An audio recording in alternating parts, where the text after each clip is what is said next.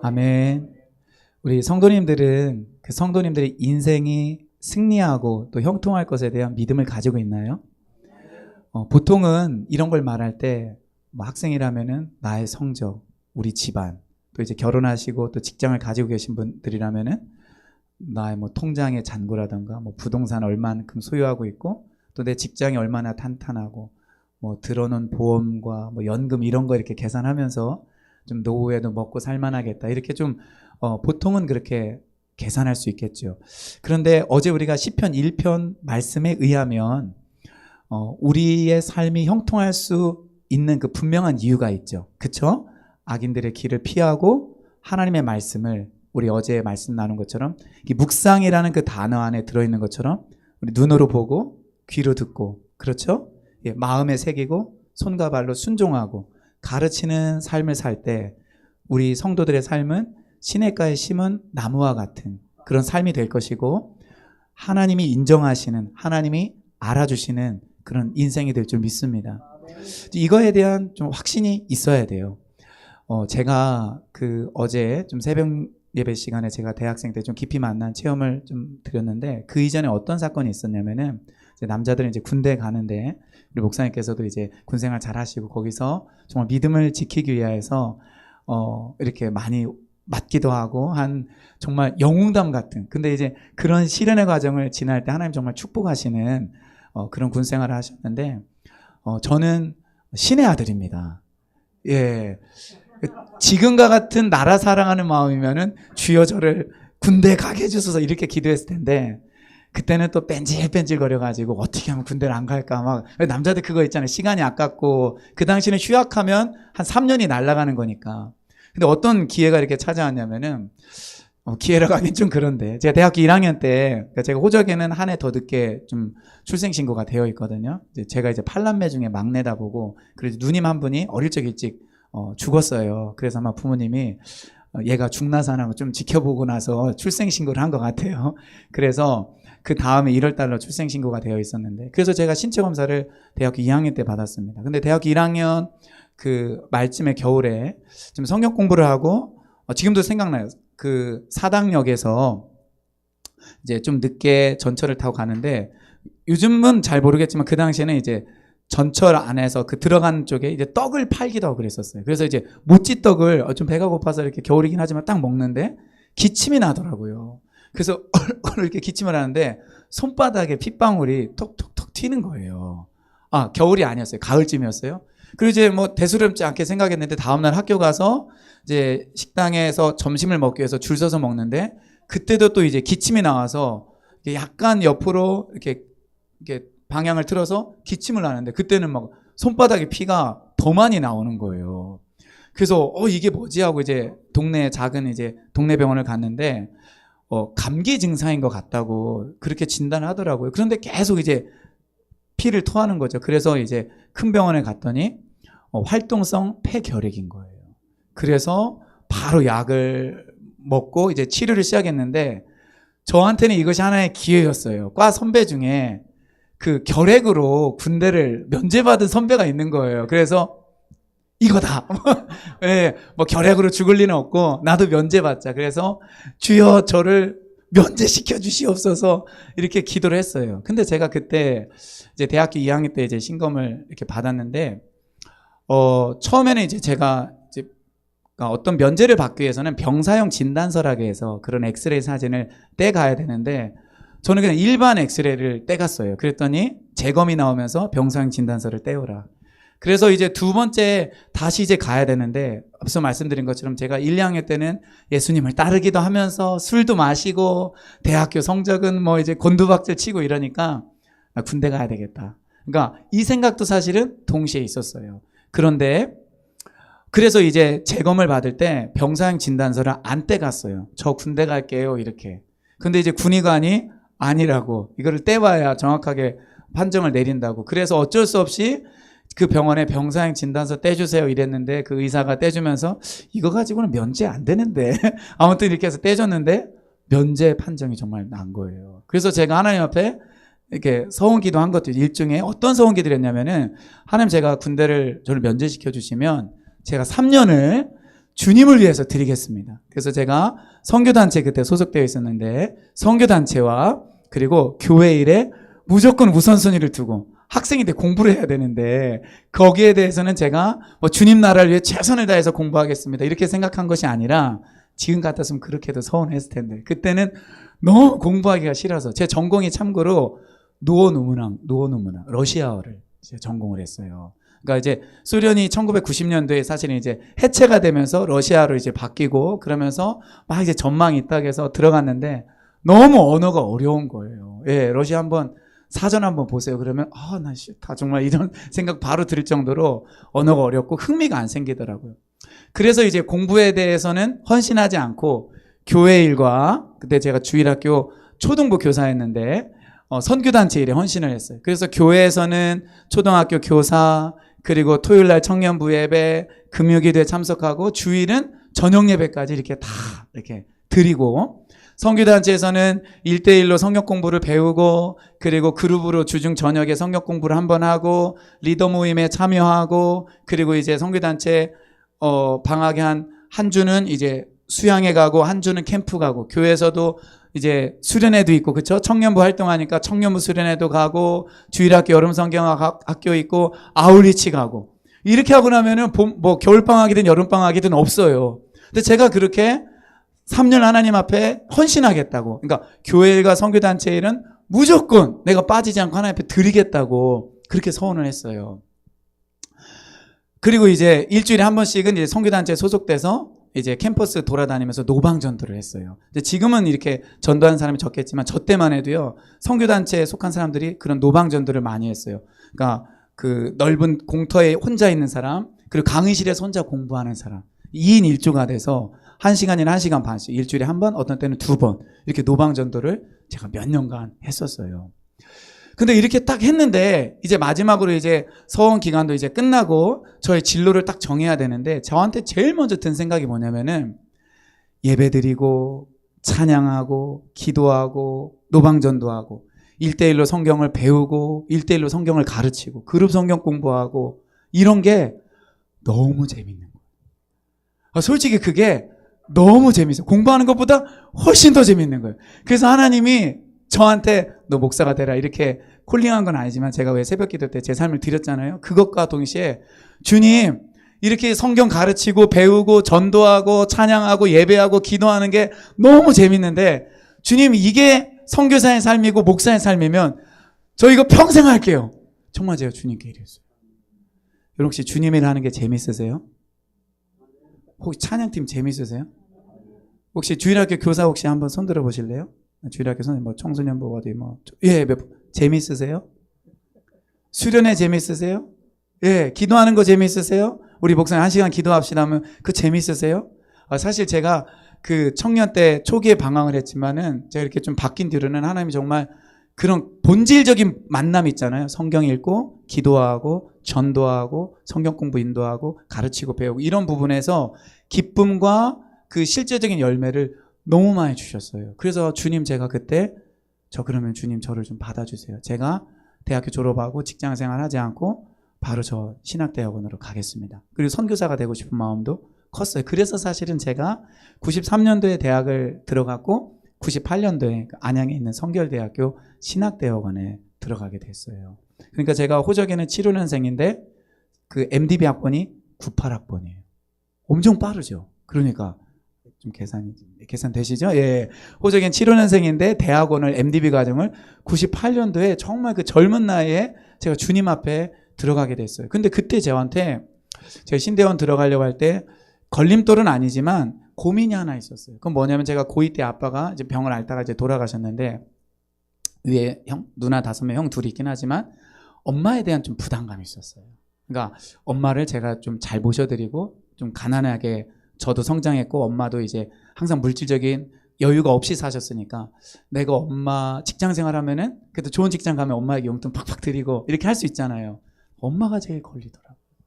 그래서 제가 하나님 앞에 신대원 가기로 분명하게 이제 결정을 하고 이제 마지막 학기 때 이제 예배를 이제 드릴 때 정말 제가 하나님 앞에 하나님 지금도 좀 우리 엄마 좀 부탁한다고 제가 엄마를 돈을 많이 줘서 섬길 수는 없는데 하나님께 저희 엄마를 맡긴다. 그래서 제 엄마를 좀 하나님 앞에 이렇게 위탁하고 이렇게 정말 엄청 많이 울었어요. 지금 엄마가 32년생인데 살아계세요. 예, 그래서 요양병원에 계셔서 거의 거동이 불편하지만 아직도 이제 총기는 있으시고 믿음으로 기도하시는 권사님이세요. 그래서 하여튼 엄마를 그렇게 좀 맡겨드렸었습니다. 그러니까 우리 성도님들, 교회는 언제 부흥 안 하냐면요, 기도하는 게 즐겁고, 아멘, 찬양하고 예배 드리는 게 즐겁고, 교회 가고 싶고, 목사님 만나는 게 즐겁고, 목사님과 영적인 상담을 하는 게 즐겁고 기쁜 그것이 될 때 우리도 교회에 자주 올 뿐만 아니라,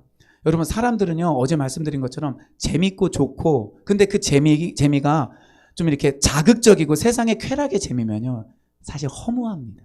이게 허무하고 오히려 죄밖에 안 되기 때문에 결국에는 다 후회해요. 근데 교회 안에서 하나님 주시는 그 즐거움은요, 그 시편에도 나오는 것처럼 주께서 내 마음에 주신 그 즐거움은 그 새 포도주의 그 포도주가 넘치는 것보다, 그 돈이 주는 것보다 훨씬 더 순결하고 깨끗한 기쁨이거든요. 그러니까 교회 안에는 이 영적인 일을 하는 우리 공동체의 백성들에게는 이런 기쁨이 정말 확 들어와야 돼요. 그러면은 정말 이 세상이 주는 그 어떤 즐거움들이 결코 우리 마음을 빼앗을 수 없습니다. 우리 산들교회 안에 이 즐거움, 이 은혜가 넘쳐 흐르기를 축원드립니다. 그래서 우리 수예배 드립시다. 아니 모여서 성경 공부합시다. 새벽 기도합시다. 우리 목사님 또 리더십들이 이런 거 딱 결의하고 선포할 때 재미있어서 하는, 예, 진짜 죽은데 피곤한데 드라마 봐야 되는데 뭐 기도해도 뭐 능력 있나 응답 있나 이렇게 생각하지 마시고 그냥 일단 그 자체가 너무 좋으니까. 제가 예수님 만난 다음에는요, 진짜 한 1년은 제가 예배 시간마다 뭐 오늘도 찬양하는데 하나님 마음이 주시는 애가 커서 좀 여러 번 눈물을 흘렸지만 1년은 정말 제가 펑펑 울었어요. 그때 이제 그 청년부에서 아니면 주일 저녁 예배 때 찬양 인도하는 리더가 제 친구였는데, 얘는 선곡이 매일 똑같아요. 1년. 제가 봤을 때 1년이 선곡이 똑같아요. 그래서 그걸 가지고 컴플레인 하는 사람도 있었어요. 일단 목마른 사슴 시냇물을 찾아, 아시죠? 그 당시에 사랑하는 나의 아버지, 이거 두 개는 정말 안 빠지고. 근데 저는 이거를 부를 때마다 울었어요. 왜냐하면은 그렇게 막 술 먹고 방황하던 나를 선교단체에서도 쫓아내지 않고 교회에서도 쫓아내지 않았어요. 그러니까 이게 저는 이 공동체의 사랑을 느꼈고 하나님이 저를 정죄하지 않으시더라고요. 제가 돌아왔는데 야, 이 나쁜 자식아 하면서 일단 맞고 보자 이렇게 하지 않고 용서해 주셨어요. 그리고 기다린 거를 제가 깊이 경험했어요. 그래서 제가 찬양할 때마다 그 은혜와 사랑이 너무 깊이 다가오더라고요. 아직도 잊을 수 없는 그 찬송가가 있었는데 뭐였냐면은, 주가 나와 동행을 하면서 나를 친구 삼으셨네. 이 찬송가를 부르는데 정말 나를 친구 삼으신 그 하나님의 사랑이 깊이 느껴져서, 그래서 저는 정말 찬양을 하면서 눈물로 고백하지 않은 찬양이 없을 정도로 그렇게 주님을 깊이 만나게 되었습니다. 근데 이거는 정말 하나님의 전적인 은혜였어요. 사실은 제가 고등학교 때도 목사는 아니지만 신학교에 가고 싶은 마음이 있었어요. 그래서 제가 고3이 되었을 때 담임선생님과 이제 상담하면서 이제 학교나 이제 과 이런 걸 정하잖아요. 담임선생님께 제가 선생님, 저 신학교 가고 싶어요. 이렇게 얘기를 했어요. 엄청 혼났죠. 혼나고 무시됐죠. 야, 너 지금 이렇게 공부해놓고 무슨 신학교를 가? 목사가 되고 싶고 이런 거는 나중에 해도 돼. 일단은 가. 서울에 있는 대학. 이렇게 해서 제가 가게 되었어요. 근데 제가 이제 대학에 들어가서 앞서 말씀드린 것처럼 별로 공부에 흥미를 못 느끼고 이렇게 술 마시고 좀 방황을 하니까 한과에 20명이었는데, 우리 청소년 한번 손들어 볼래요? 1명, 2명, 3명, 4명, 우리 5명 박수 한번 해드립시다. 네, 일단. 제가 오늘 어떻게 하면 공부를 잘할 수 있는지, 어떻게 하면 진짜 좋은 대학을 갈 수 있는지 아주 짧게 제가 말씀드릴게요. 긴 필요도 없어요. 이런 건 설명. 예, 가본 사람은 알아요. 아무튼 간증과 같이. 그래서 제가 이제 대학에 왔는데 그렇게 좀 방황하니까 한과에 20명이었거든요. 친구 한 명이 대현아, 우리 재수하자 그러는 거예요. 그러니까 자기도 그 과가 마음에 안 들고 전공이 흥미가 없는 거예요. 그러니까 자기 말고 또 방황하게 보이는 사람 한 명을 이렇게 택해서 혼자 재수하기는 뭐하고 재수학원을 다녀야 되니까 저를 딱 짚은 거예요. 그래서 대현아 우리 재수하자 그러는 거예요. 그래서 싫어. 힘들게 어렵게 공부해서 자유를 얻었는데 무슨 또 재수니. 그리고 93년도가 학력고사 마지막이었어요. 94년도부터는 수학능력 평가시험이 흔히 말하는 수능이 시작된 거예요. 그래서 난 싫다. 아무튼 걔는 휴학계를 냈어요. 2학년이 됐어요. 캠퍼스 생활을 이렇게 쭉 하는데 그 휴학계는 그 친구 있잖아요. 걔가 이름이 우상이에요. 우상. 예. 걔가 이렇게 돌아다니는 거예요. 그래서 야 우상아 반갑다 이렇게 했는데 너 어떻게 재수했잖아. 어떻게 된 거야? 그러니까 자기 경제학과에 들어갔다라는 거예요. 그러니까 이제 경제학과가 제가 이렇게 들어간 과보다는 점수가 몇 점 더 높은 학과예요. 그래서 야 내가 속으로는 천재다. 너 진짜 머리 좋다. 어떻게 학력고사 수능으로 바뀌었는데 더 이렇게 좋은 과로 들어가니. 그러니까 점수 면에서 봤을 때. 제가 그 생각을 딱 이제 하면서 내가 어떻게 시골에서 정말 개천에서 용나다라는 그 말처럼 내가 어떻게 시골에서 서울대를 들어갔지? 이렇게 좀 생각을 해봤어요. 지금 이것저것 좀 긴데 핵심은 제가 고등학교 때 기숙사 생활을 했기 때문에 그래요. 기숙사 생활이 저한테 너무 잘 맞았어요. 그래서 밤 12시까지 공부시키고 오전에 5시 반, 6시에 일어나는 그 룰이 있는 그 기숙사 생활에 제가 너무 적응을 잘해서 학교에서 시키는 대로 공부하고 이랬더니 정말 성적이 잘 나온 거였어요. 근데 이제 중3 때부터 좀 이제 공부를 하게 됐는데 사실은 그게 전부라고 저는 생각을 했어요. 근데 제가 그 재수를 해서 경제학과에 다닌 그 친구를 보고서 하나님 제가 어떻게 서울대에 오게 되었을까 이렇게 물어봤을 때 하나님이 한 장면을 하나 딱 이렇게 보여주셨어요. 그게 뭐냐면은 제가 고등학교 2학년 때 이제 제가 섬기던 교회 학생부 회장이었어요. 그러니까 기숙사 생활을 하기 때문에 2주마다 한 번씩 집으로 갔기 때문에 사실은 2주마다 한 번씩 그때 이제 학생부 예배가 토요일 날 있었는데 학생부 회장을 하기에는 좀 쉬운 환경이 아니었어요. 왜냐면 회장이 2주에 한 번씩 오잖아요. 그런데 제가 이렇게 회장이 됐는데 부회장이 된 그 자매가 대현아 너 회장해라. 네가 안 오는 그 주는 내가 커버하겠다. 이렇게 해서 제가 고2 때 회장을 한 거예요. 저 어릴 적부터 교회를 다녔거든요. 그리고 뭐 청소년부 예배도 중2 뭐 이때부터 이제 계속 꾸준히 간 것 같아요. 근데 한 번은 이제 고등학교 2학년 때 여름은 아니고 봄인가 가을쯤에 그 학생부에 행사가 있어서 제가 주일날 그 외박을 할 수 없는 그러니까 2주에 한 번씩 가니까 그때는 고향 교회 예배, 못 갈 때는 그 고등학교에서 가까운 교회 예배를 항상 드렸거든요. 근데 이제 외박이 아닌 그 주일에 행사가 있어서 제가 선생님 몰래 그 시골 교회를 갔다 왔어요. 근데 보통 주일은 풀이에요. 그냥 이렇게 예배드릴 사람 예배드리고 축구하고 뭐 놀고 공부할 사람 공부하고 이런 거였는데 제가 그 행사가 있어서 시골 교회를 갔다 온 그날 전 3년 동안 딱 한 번 주일날 인원 점검한 거 전 처음 봤어요. 그 주일날 오후에 사감 선생님이 인원 점검을 한 거예요. 근데 제가 없는 게 발각이 됐어요. 그래서 저는 거기 갔다 와서 제가 무단 외출인 거예요, 일종의. 그래서 제가 그때 엎드려 뻗쳐! 하고서 긴 이렇게 봉골레 자루 있죠. 이렇게 물걸레질 하는 거. 요걸로 20대를 맞았어요. 이게 어디서 무단 외출이야. 엄청 세게. 물론 막 이렇게 뻗어버릴 정도는 아니었는데 하여튼 맞으면서 아팠어요. 근데 하나님이 그 장면을 그 장면을 보여주시더라고요. 그러면서 야 그게 좀 컸어. 이런 거 뭐가 컸냐면은 네가 그 대학에 들어가는데 그게 컸다 이렇게 얘기하시고 제 마음에 하나님 주시는 감동이 나는 네가 맞을 때 너무 기뻤다. 나는 네가 그렇게 주님의 일을 위해서 헌신하고 이러고 게다가 맞기까지 한 거에 대해서 나는 자랑스럽게 생각한다. 주님이 그 마음 주시더라고요. 자, 어떻게 좋은 대학 가는지 아시겠죠? 원리는 심플하다. 자, 청소년들 저기 딴짓하면 안 돼. 자, 저 보세요. 자, 2가지만 말씀드릴게요. 첫째, 잠언 말씀에 보면은 부지런한 자의 경영은 풍부에 이르거니와 조급한 자의 경영은 궁핍함에 이른다. 이렇게 나와 있어요. 이게 경영의 문제가 아니거든요. 그러니까 공부를 부지런하게 경영해서 하는 사람이 있어요. 그렇죠? 미리 공부 계획도 세우고 중간고사, 기말고사, 뭐 시험 기간과 시험 범위가 나오면은 거기에 맞춰서 이렇게 공부 스케줄을 짜는 거죠. 이게 뭐냐면은 부지런한 자의 경영이에요. 사업도 똑같을 수 있겠죠. 그럼 그 결과가 뭐냐? 풍부해요. 근데 조급한 자의 경영이 있어요. 조급하다는 게 뭔지 알죠? 벼락치기예요. 아, 내일 시험인데 나 별로 공부 안 했네. 뭐 하고서 뭐 하루 전 아니면 뭐 일주일 전 이렇게 공부를 하면은 그 결과는 뭐냐면은 궁핍에 이르는 거예요. 자, 그러니까 우리 믿는 우리 청소년들은 내가 하나님께 영광 돌리고, 우리 청소년만 한번 크게 따라해 봅시다. 하나님께 영광 돌리고 하나님 나라에 기여하기 위해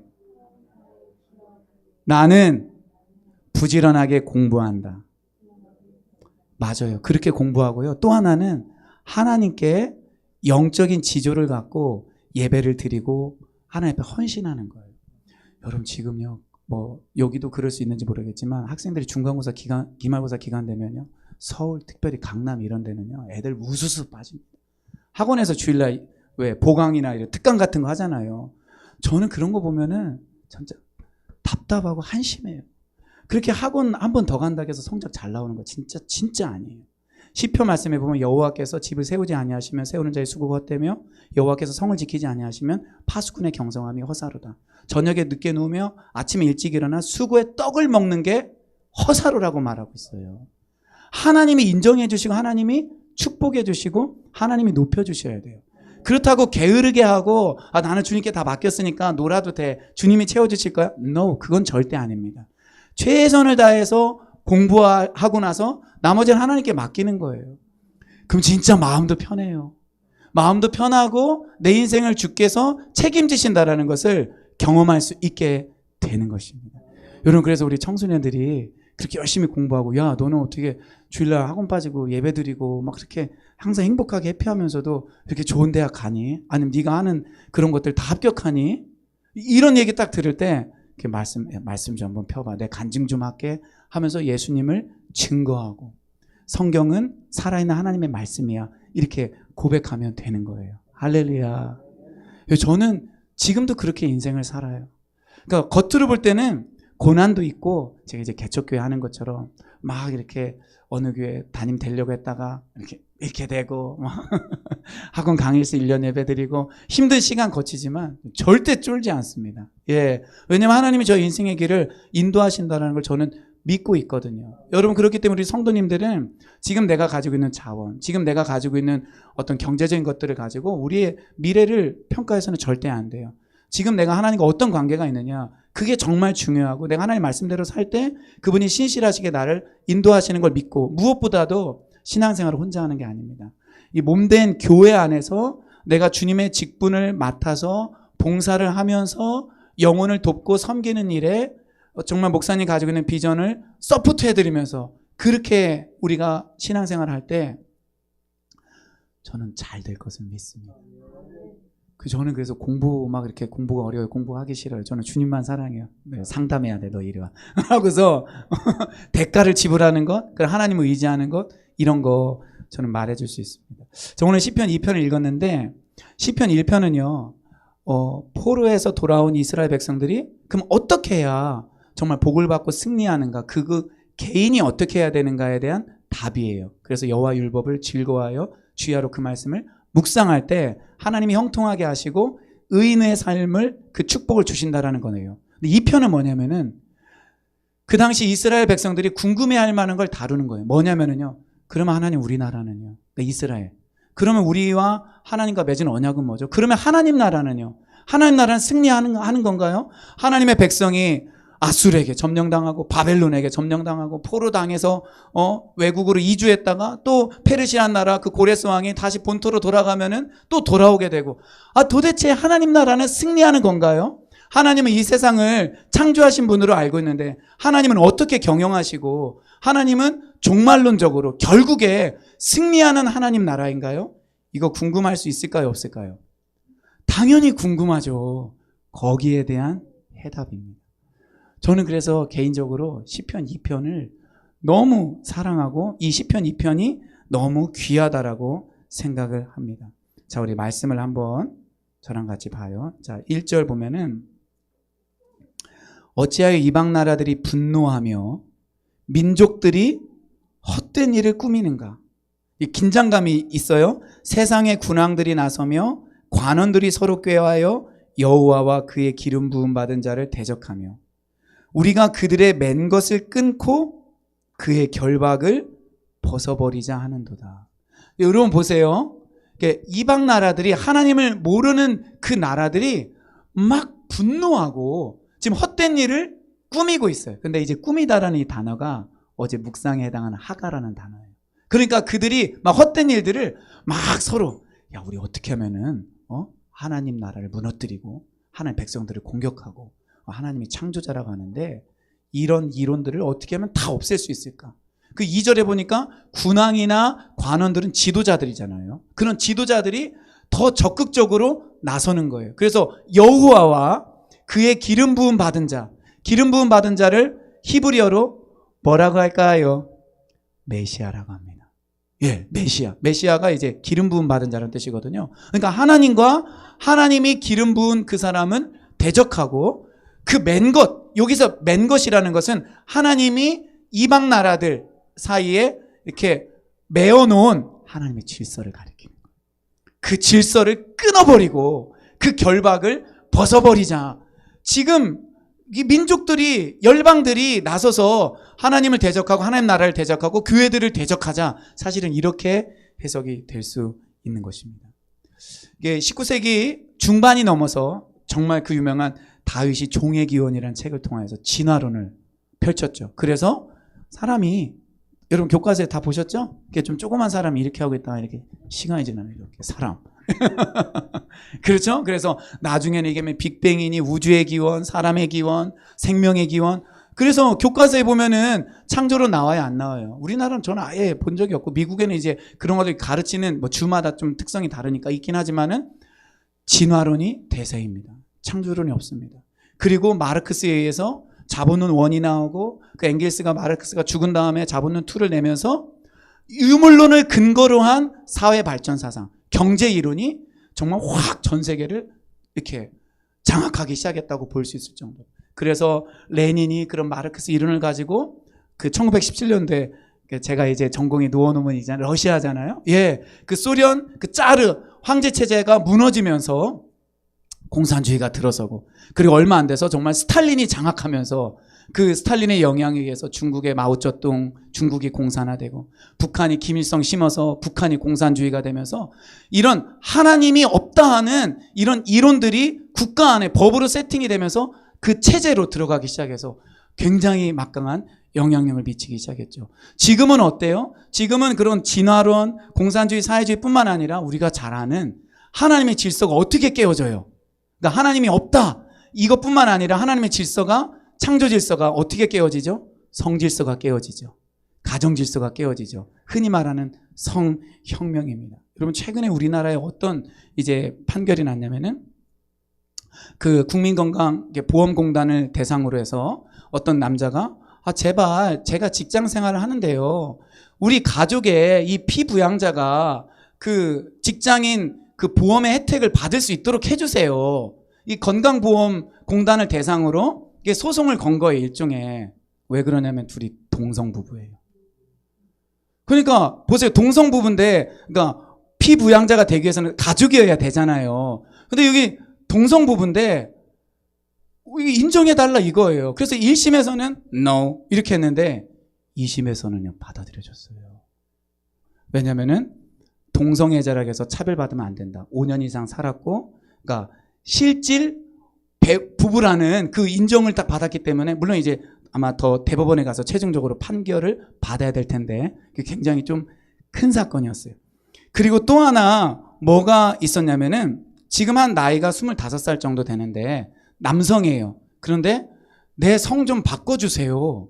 이런 소송을 냈어요.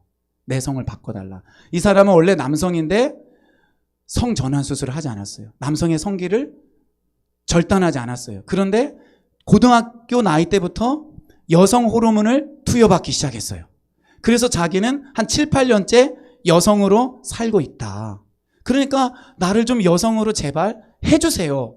보세요. 성전환 수술을 하지 않고 지금 이 남성이 여성이 되느냐 안 되느냐, 지금 이 기로에 놓여 있는 거예요.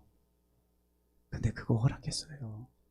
이 우리나라에서 일어난 일이, 그 이유가 뭐냐면은 성전환 수술을 꼭 해야만 되는, 그러니까 그 외성기를 바꾸는 이런 거를 하지 않는다 할지라도 그 사람의 그 정체성이, 그러니까 내가 남자지만 여자라는 정체성이 분명하고 그런 이제 호르몬제를 이렇게 계속 투여받고 이러면은 그거를 인정해 줘야 된다라는 것이 해석이었던 거예요. 판사의.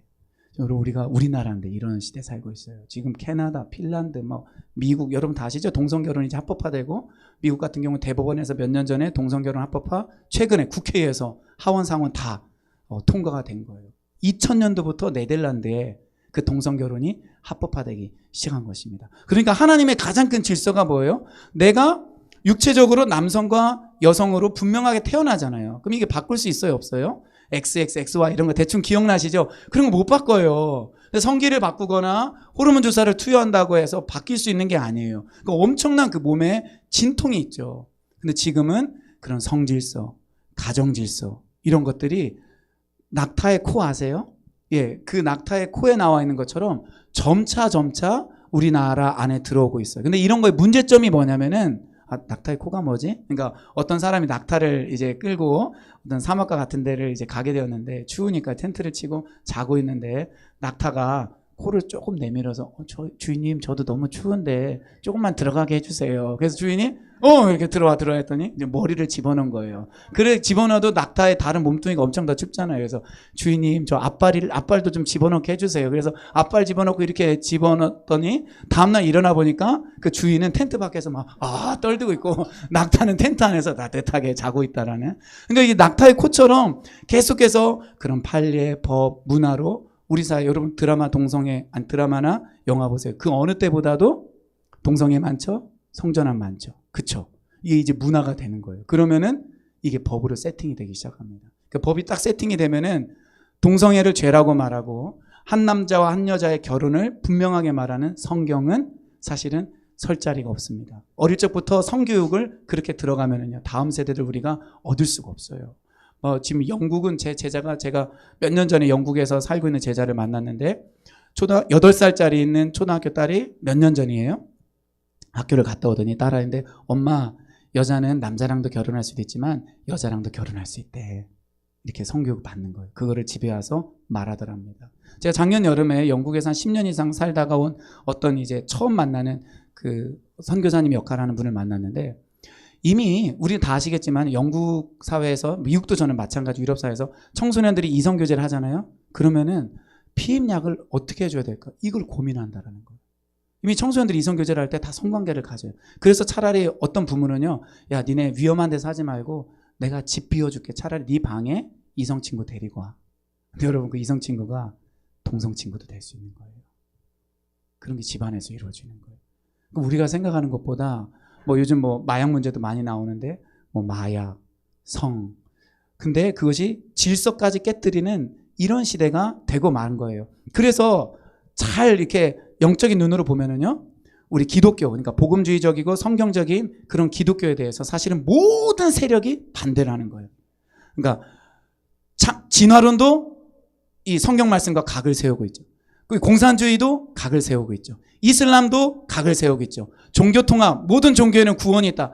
그런 종교다원주의나 종교 어떤 연합도 다 이런 성경 말씀과 대립을 세우고 있는 거예요. 동성애 대립, 그렇죠? 동성결혼, 성전환. 그러니까 결국은 이 마지막 시대 때는요, 하나님 말씀을 가지고 사는 사람과 그런 모임, 교회와 그렇지 않은 그런 대적자들과의 정말 싸움이라고 밖에 볼 수 없는 그 일들이 지금 이 사회에 일어나고 있습니다. 여러분 이때 하나님이 어떻게 하실까요? 전원 철수! 무섭다야. 세상이 무섭다. 철수! 잠시 보류? 아니에요. 여러분 하나님이 하시는 방법 한 걸 보실래요? 4절에 봅시다. 하늘에 계신 이가 웃으시며 주께서 그들을 비웃으시리로다. 그때 분을 바라며 그들을 놀라게 하여 이르시기를, 이렇게 나옵니다. 여러분 가끔 이제 조폭 영화 이런 거 보면은 2인자가 그 최고 보스를 배신할 때가 있죠. 예, 그래서 형님 호주머니에 손 넣고 이제 다리 막 떨고 이러면서 손에 막 칼 하나 들고 이제 그 자리에서 내려오시죠. 형님도 이제 힘이 없어요. 네, 이렇게 하고 막 이제 주위에 부하들 쫙 이렇게 있어요. 그러면 이제 형님이 어떻게 합니까? 물론 이제 영화마다 스토리가 다 다르겠지만 오늘 시편 2편을 가지고 이야기한다면은 자 4절에 하늘에 계신 이가 웃으시며 주께서 그들을 비웃으신다. 왜 비웃으시죠? 정말 아무것도 아닌 그러니까 인간의 그 군대 그리고 권력자들, 군왕이 있다 할지라도 하나님이 보실 때는 그들이 어떤 이데올로기와 이론과 사상을 가지고 있다 할지라도 하나님 보실 때는 진짜 한 방에 날려버릴 수 있는 대적자들이거든요. 그러니까 비웃으시는 거예요. 그러니까 그 보스를 말하면 하면서 그러면서 4절에 보세요. 그들이 그때 분을 바라며 그들을 놀라게 한다고 하잖아요. 그래서 나를 이 정도로 봤느냐 하면서 이제 막 갑자기 대안을 하나 딱 세우는데 그 대안이 바로 뭐냐면은 6절이에요. 내가 나의 왕을 내 거룩한 산 시온에 세웠다.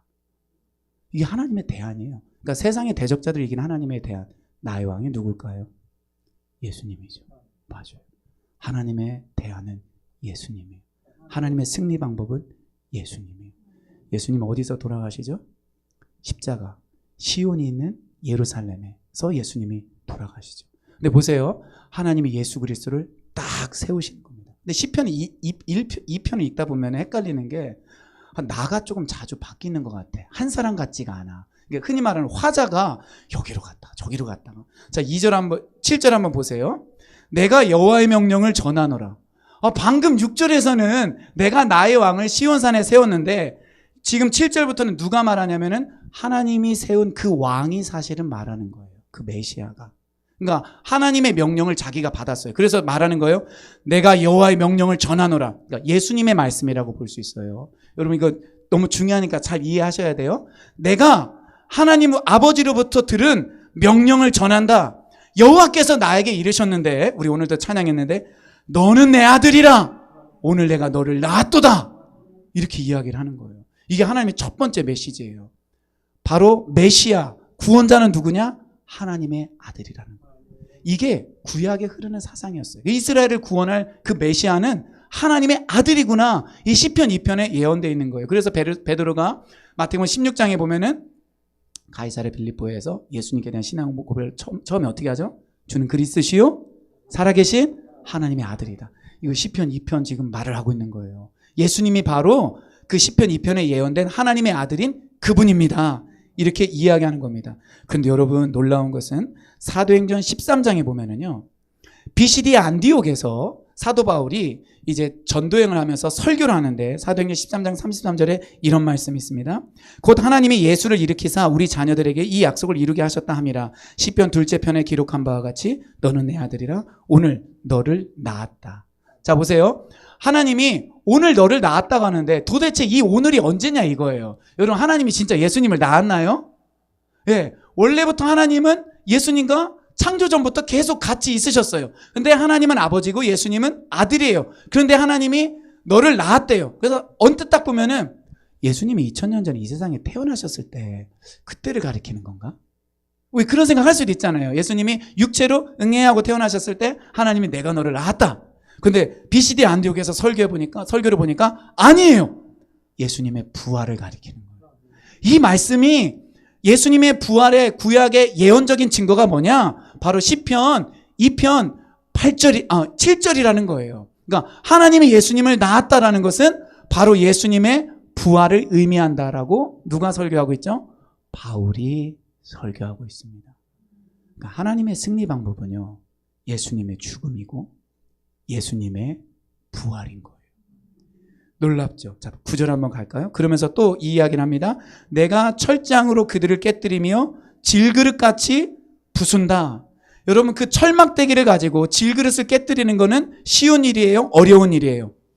쉬운 일이죠. 근데 하나님이 대적자들을 예수님을 통하여 그렇게 깨뜨리신다라는 거예요. 이 말씀이 요한계시록을 이렇게 읽어보면은 계시록 12장 5절에 여자가 아들을 낳으니 예수님이죠. 이는 장차 철장으로 만국을 다스릴 남자라. 계시록 19장 15절 그의 입에서 그러니까 예수님의 재림이에요. 그의 입에서 예리한 검이 나오니 그것으로 만국을 치겠고 친히 그들을 철장으로 다스리며 이렇게 나오는 거예요. 그러니까 결국 예수님을 통한 그 궁극적인 승리가 9절에 예언되어 있는 것이에요. 그러니까 시편 2편을 읽어보면은 그 시온산의 왕으로 세우신 예수 그리스도 그리고 죽음을 이기고 부활하신 예수 그리스도 그리고 재림을 통하여서 세상의 대적자들을 최종적으로 심판하실 예수 그리스도를 말해주고 있는 거예요. 여러분 이게 역사의 방향입니다. 이게 역사가 흐르는 방향이에요. 이게 뭐 AI 여러분 뭐 GPT 요즘 들어보셨죠? 뭐 GPT로 뭐 영어 회화도 하고 GPT로 논문도 쓰고 거기 들어가셔서 목사인 경우에는 주제를 몇 개 입력해서 이걸 가지고 설교문 좀 작성해봐. 그럼 걔가 설교문을 짝짝짝짝.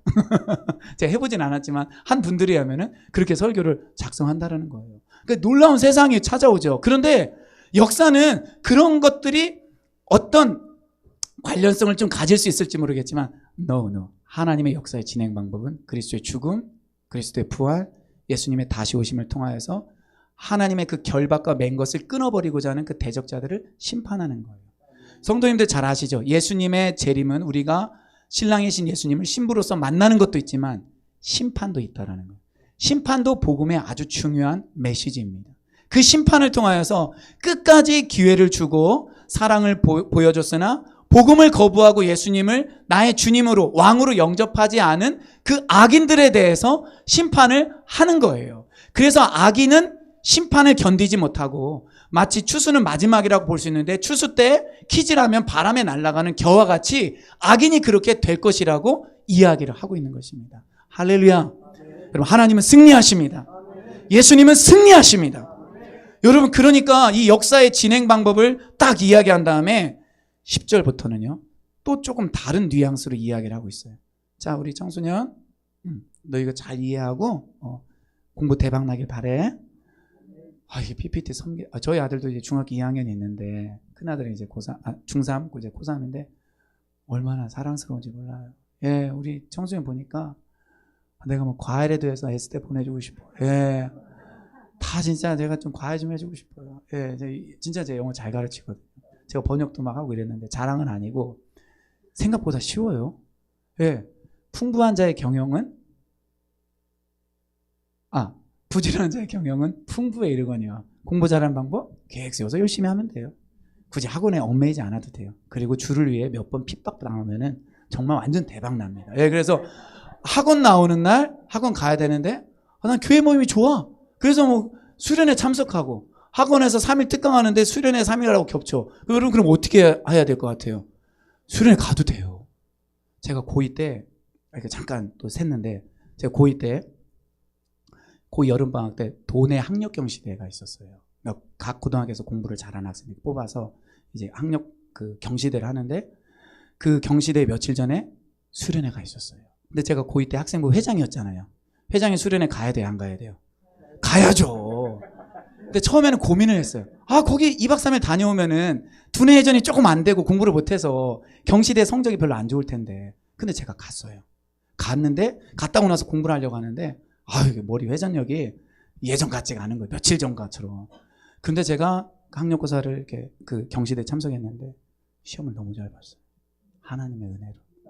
진짜. 제가 수학 같은 경우 제가 문과거든요. 수학 그 세 문제가 나왔는데 제가 한 문제를 풀었어요. 한 문제 풀어서 결선 갔어요. 그리고 결선에서도 또 한 문제 풀었어요. 그래서 정말 10손가락 안에 들 정도로. 그 충남은요 공주 애들이 공부를 잘해요. 대체적으로. 천안 애들이 공부를 잘해요. 그리고 좀 공부 잘한다면 그쪽으로 가니까. 근데 제가 이유가 뭔지 아세요? 수련회 가서 그래요. 제가 이거를 나중에 알았어요. 그러니까 이걸로 20대 맞고 서울대 가고 예. 그리고 수련회 뭐 뒤에 뭐 경시대 있지만 저는 수련회 가야 돼요. 이게 뭐 회장이기 때문에 코 깨서 간 것도 없지 않아 있을 수 있긴 하겠지만 하나님은요 공짜가 없으세요. 진짜 하나님은요 의를 위해 핍박을 받잖아요. 먼저 하나님 나라 의를 구하잖아요. 하나님 베풀어 주세요. 그 당장은 모르지만 시간이 지나면 그걸 알게 돼요.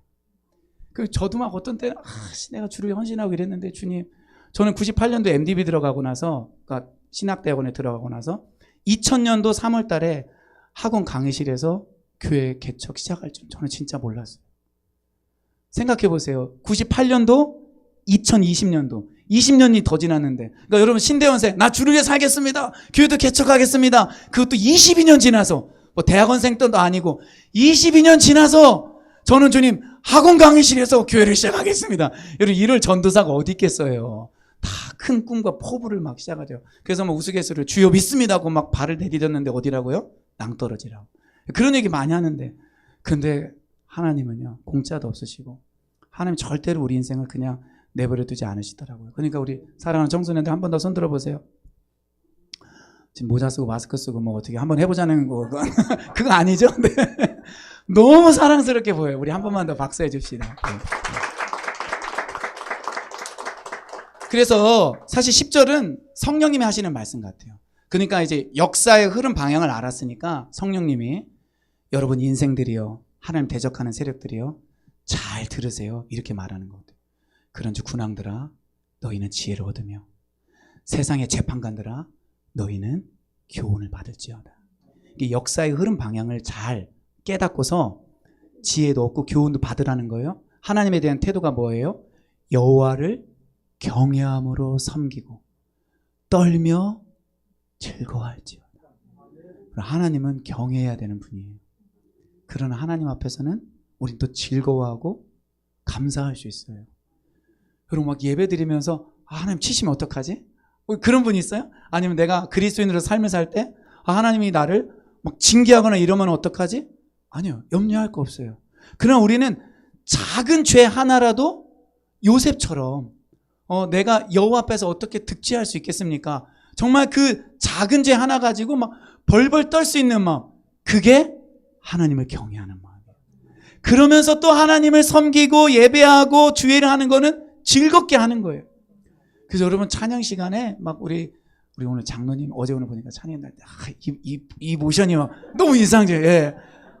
진짜 연륜에서 나오는 찬양인도 방법이에요. 만약 청소년이 나와서 우리 주님 찬양하시다 이렇게 하면은 정말 순교를 각오한 청소년인가 보다 이렇게 생각할 수 있을지 모르겠지만 그 찬양할 때 뭐 손들하고 하지 않아도 막 손들고 막 기뻐 뛰고 찬양하고 막 깃발도 흔들고 막 누군 앞에 나와서 막 아이들도 막 찬양하고 이러잖아요. 그럼 찬양 끝나고 나서 설교 드릴 때 다 조는 게 아니라 너무 열심히 해서 찬양했기 때문에 조는 것이 아니라 말씀이 풀려요.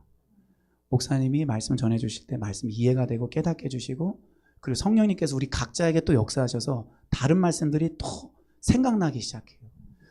그렇게 계시들이 임하고 말씀이 내 것이 되잖아요. 그럼 우리 레마의 말씀이라고도 하고 이러잖아요. 그럼 그게 우리의 가치관과 나의 세계관이 돼요. 머릿속에 새겨지는 거예요. 그래서 예레미야 31장 31절에 보면 새 언약을 약속하시는데 31장 31절 31은 뭐가 생각나요? 베스킨라빈스. 예, 맞아요. 베스킨라빈스 보면서 예레미야 31장 31절 생각하셔야 돼요. 31, 그게 바로 뭐냐? 새 언약인데 새 언약은 두 가지예요. 죄 용서. 그리고 또 하나는 하나님의 말씀을 우리의 생각과 마음판에 성령님이 새겨주신다라는 거예요. 할렐루야.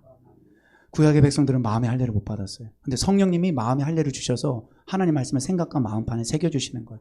근데 이게 신구약 말씀을 통해서 또 전해지는 그 말씀 선포를 통해서 우리 안에 계속 들어오면은요, 예수님 안에서 그러니까 죄에서 자유할 뿐만 아니라 모든 삶의 영역에서 어떻게 살아야 되고 기준이 뭐고 죄를 어떻게 이기고 그리고 어떻게 하면 내가 사람들을 돕고 그런 관계와 갈등 속에서 어떻게 해야 되는지 알게 돼요. 그래서 진리를 알지니 진리가 너희를 자유롭게 한다. 그러니까 예수님이 우리를 죄에서 자유롭게 할 뿐만 아니라 예수님의 말씀, 기록된 성경 말씀이 우리를 자유롭게 해요. 그래서 저는 말씀이 너무 좋아요.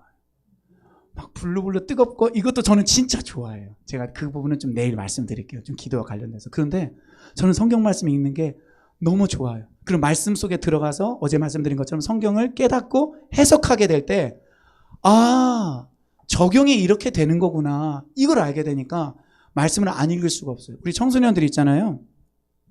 그 미국의 그러니까 영어 성경 NIV가 중3 수준. 그러니까 미국 청소년들이 중3 수준의 영어를 하게 해요. 그래서 영어가 조금 되기 시작하면은 성경을 영어로 읽기 시작해요. 저는 NLT를 개인적으로 더 권면하는데 성경을 막 읽으면요. 영어 성경 진짜 좋아요. 정철 선생님이 말하는 것처럼 영어 성경에 좋은 문법이 다 들어가 있고요. 필요한 그런 단어들 이런 것들 너무 많이 잘 들어가 있어요. 그래서 그런 걸 읽으면서 지혜를 쌓으시기를 바랍니다. 자, 그러면서 12절에 어떻게 말하냐면은 누구에게 입맞추래요? 그의 아들에게 입맞추래요. 하나님의 아들 예수 그리스도 그분께 메시아인 예수님께 입맞추는 거예요. 여러분 신약 성경에 가보면 예배드리는 단어가 있는데 이제 프로스키네오라는 단어를 쓰는데 원래 이제 프로스키네오가 어떤 단어냐면은 여왕에게 무릎을 꿇고 입맞추다라는 뜻이 있어요. 예배가 뭐냐? 입맞추는 거예요. 그의 아들에게 납작 엎드려서 입맞추고 사랑을 고백하고 나는 당신께 순종하겠습니다. My Majesty. 그렇게 말하는 거예요. 근데 여러분 그 엘리야에 관한 이야기를 열왕기상에서 읽어보면은 바알에게 무릎 꿇지 않고 그 다음에 나오는 구절이 뭐죠? 입맞추지 않은 7,000명의 사람을 하나님 남겨주셨대요. 그러니까 입맞추다라는 게 뭐예요? 그 아들에게 입맞추다라는 거. 세속화되고 물질 따라가고 이 시대의 가치관을 따라 막 요동하는 그런 사람들, 그런 시대 속에서 나는 바알에게 무릎 꿇지 않고 입맞추지 않고 나는 오직 예수님께 입맞추는, 나는 예수님의 신부다. 주님이 우리에게 그거를 요구하는 거예요. 그래서 예배는 뭐냐? 진짜 사랑을 고백하는 거예요. 나를 구원해 주시고 지금도 삶 속에서 나를 인도하시고 내 삶에 빛으로 임하시고 풍성함과 공급함을 주시고 정말 이 자격이 없는 나를 부르셔서 그 놀랍고 귀한 사명을 주신 그 예수님께 입맞추는 거예요. 할렐루야. 여러분, 하나님 우리를 사랑하시되 시편 139편 다윗의 시를 읽어보면요, 우리를 향한 그 생각이 보배로울 뿐만 아니라 바닷가의 모래알처럼 우리를 향한 생각이 셀 수도 없대요. 그럼 믿어지세요? 혹시 여기 계신 분들 중에 어느 분이 혹시 연세가 제일 많으세요? 제가 잘 몰라서 실례인 것 같기도 하지만.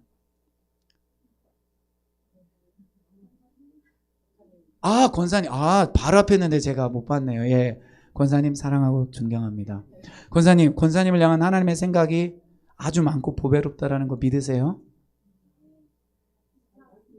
그래요. 나중에 얘기해 주세요. 네네네. 다른 분들 다 믿으시죠? 그러니까 나이와 상관없이 내가 가지고 있는 지금의 자원과 관계없이 하나님의 생각은요, 우리를 향한 계획은 보배로워요. 그러니까 허접하고 이런 게 없어요. 굉장히 보배롭고 그게 한두 가지가 아니고 셀 수 없을 정도로 많아요. 전 이걸 생각하면 기뻐요. 그리고 제 삶 가운데 부족하지만 그것이 성취되어져 가는 것을 느껴요. 그러니까 저는 천국 갈 수 있다는 그 자체만으로 인해서도 너무 기쁘지만 현재 지금 한 번밖에 없는 나의 삶, 한 번밖에 없는 나의 삶을 존귀하게 하시고 보배롭게 하신 주님이 너무 감사해요. 그래서 그 아들에게 입맞출 수밖에 없어요. 성경은 시편에서 말해요. 입맞추라. 그렇지 아니하면 진노하심으로 너희가 길에서 망하리니 그의 진노가 급하심이라. 그러니까 뭐 하라는 거냐면은 지금 선택하라는 거예요. 지금 선택해서 하나님과 아들 편으로 갈 건지 아니면 하나님 대적하는 그 군왕들과 세상의 관원들 편에 설 것인지. 하나님은 급하시다는 거예요. 진노가. 내 진노를 파이어하고 내릴 텐데, 그러니까 길에서 망한다라는 게 뭐예요? 급하다라는 거예요. 그러니까 네가 지금 이동하는 그 길에서 하나님은 진노를 내리실 수도 있으니까 지금 역사의 진행 방향 흐름을 들은 사람들이요, 이제 결단해서 명백하게 가야 될 길을 정하라. 하나님이냐?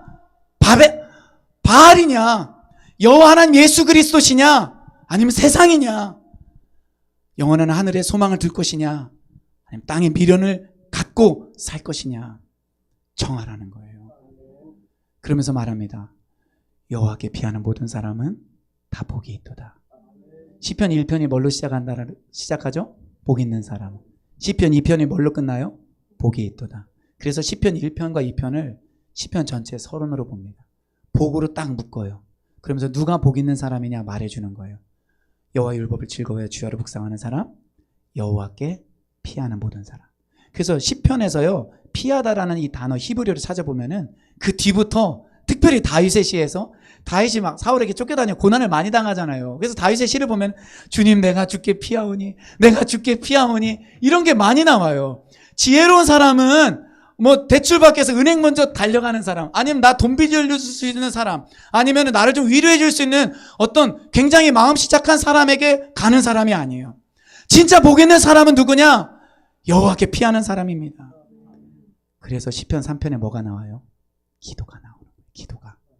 곤고하고 어려운 사람의 그 대표라고 볼 수 있는 다윗의 그 시를 시편 3편에 딱 넣어놓는 거예요. 보세요. 시편 1편과 2편만 보면은 이게 비관적이에요? 낙관적이에요?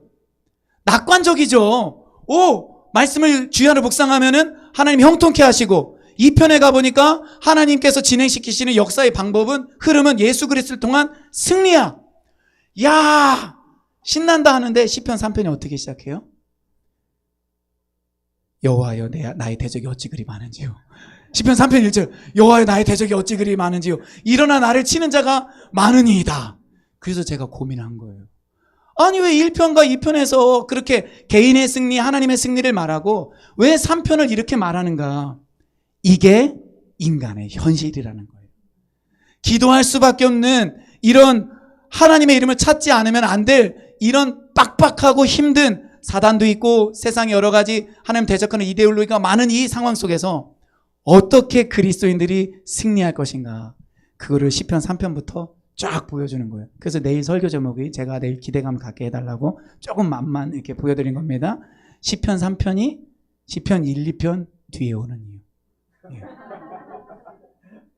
이해가 되시죠?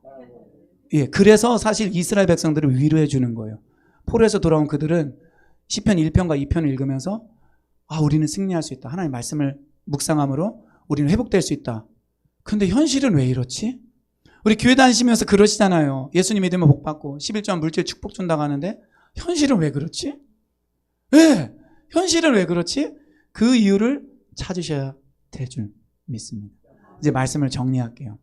오늘 시편 2편은 역사의 흐름 그리고 하나님의 승리 방법, 역사의 흐름, 인간의 선택, 우리에게 요청하는 거예요. 아들에게 입 맞추라, 여호와께 피하라. 여러분 예수의 이름을 부르시길 바랍니다. 그분이 승리 방법이에요. 그리고 세상에 아무리 다 일어나서 정말 전쟁, 지진, 난리에 어떤 소문이 다 일어나고 우리나라 그 동성결혼이 통과되면 어떡해요? 안 통과되기를 우리는 기도하고 막아야 되지만 동성결혼이 법으로 딱 제도화 된다 할지라도 우리는 두려워하지 말아야 돼요. 하나님은 반드시 승리하십니다. 우리 같이 한번 기도하겠습니다. 우리 찬양 한번 드리며 기도할게요.